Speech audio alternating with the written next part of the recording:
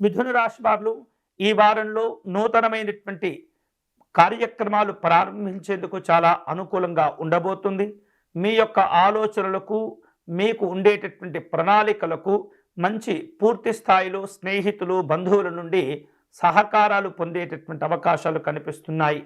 ప్రోత్సాహకరమైనటువంటి తోడ్పాటులు కూడా లభిస్తూ ఉంటాయి. మీ యొక్క అభివృద్ధి విషయంలో మీ యొక్క సన్నిహితులు అందించేటటువంటి ప్రతి చిన్న సహకారము, తోడ్పాటు, ఆలోచనలు అన్నీ కూడా విశేషంగా మీకు మేలు చేయబోతున్నాయి.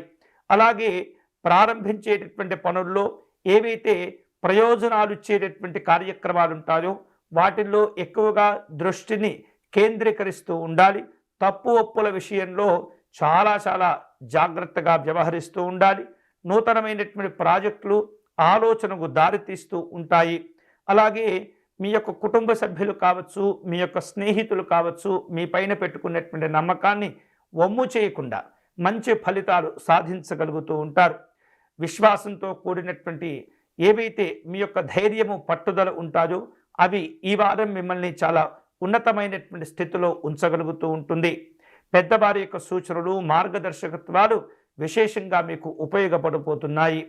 ఇతరుల యొక్క మనస్సును, ఇతరుల యొక్క ఆలోచనలను అర్థం చేసుకునేటటువంటి ప్రయత్నం చేస్తూ ఉండాలి.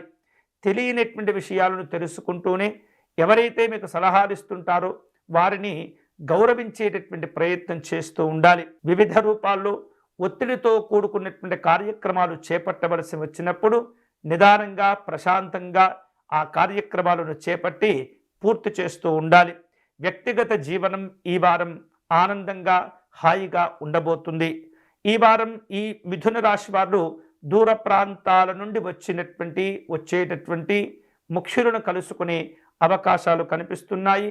అరుదైనటువంటి ఆహ్వానాలు అందించగలుగుతూ ఉంటారు. ప్రత్యేకమైనటువంటి సంతోషాలతో కూడిన విందు వినోదాలు ఈ వారంలో ఉండబోతున్నాయి. ఈ వారం శుభకరమైనటువంటి ఫలితాలు పొందేందుకై సిద్ధి వినాయక స్వామి వారిని పూజించే ప్రయత్నం చేయండి.